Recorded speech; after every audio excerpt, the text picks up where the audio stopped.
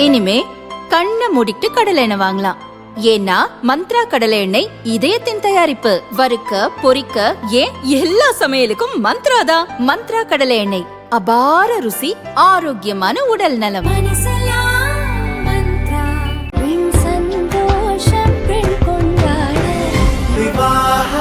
மணப்பெண்ணின் பிரத்யேகமான திருமணம் விவாஹா தி சென்னை சில்க்ஸ். தமிழக கூட்டுறவுத்துறையில் உதவியாளர்கள், இளநிலை உதவியாளர்கள் பணிகளுக்கு 2500க்கும் மேற்பட்டோரை தேர்வு செய்வதற்கான போட்டித் தேர்வு கடந்த அக்டோபரில் நடந்தது.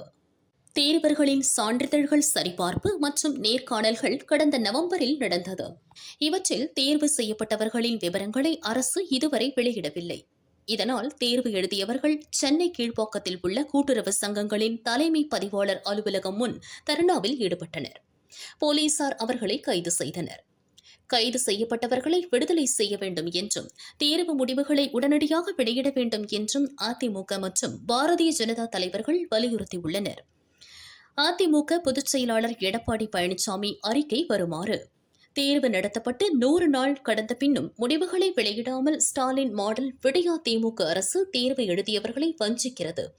பெரும் கனவுகளுடன் தேர்வு எழுதியவர்கள் விடியா திமுக அரசை கண்டித்து அறவழி போராட்டத்தில் ஈடுபட்டனர். அவர்களை கைது செய்திருப்பது கடும் கண்டனத்திற்குரியது. டிஎன்பிஎஸ்சி குரூப் 2 தேர்வை முறையாக நடத்தத்தான் நிர்வாக திறனில்லை என்று பார்த்தால், கூட்டுறவுத்துறை தேர்வு முடிவுகளை வெளியிடக்கூட வக்கற்ற அரசாக பொம்மை முதல்வரின் விடியா திமுக அரசு இருப்பது வெட்கக்கேடானது.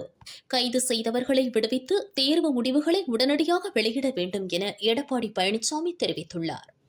பாரதிய ஜனதா மாநில முன்னாள் தலைவர் அண்ணாமலை வெளியிட்ட அறிக்கை வருமாறு: ஆயிரக்கணக்கான இளைஞர்கள் நம்பிக்கையோடு எழுதிய தேர்வு முடிவுகள் குறித்து திமுக அரசு எந்தவித கவலையும் இல்லாமல் அலட்சிய மனோபாவத்தில் இருக்கிறது. இந்த அரசுக்கு வன்மையான கண்டனங்களை தெரிவித்துக் கொள்கிறேன். தேர்வு முடிவை வெளியிடக் கோரி தேர்வர்கள் இன்று நடத்திய அமைதியான அறப்போராட்டம் வெறும் கோரிக்கை மட்டுமல்ல, பல குடும்பங்களின் நியாயத்திற்கான குரல். தகுதியான இளைஞர்களின் எதிர்காலத்தை தாமதப்படுத்தாமல் உடனடியாக இறுதித் தேர்வு பட்டியலை வெளியிட வேண்டும் என்றும், கைது செய்யப்பட்ட தேர்வர்களை உடனடியாக விடுவிக்க வேண்டும் என்றும் திமுக அரசை வலியுறுத்துகிறேன் என அண்ணாமலை தெரிவித்துள்ளார்.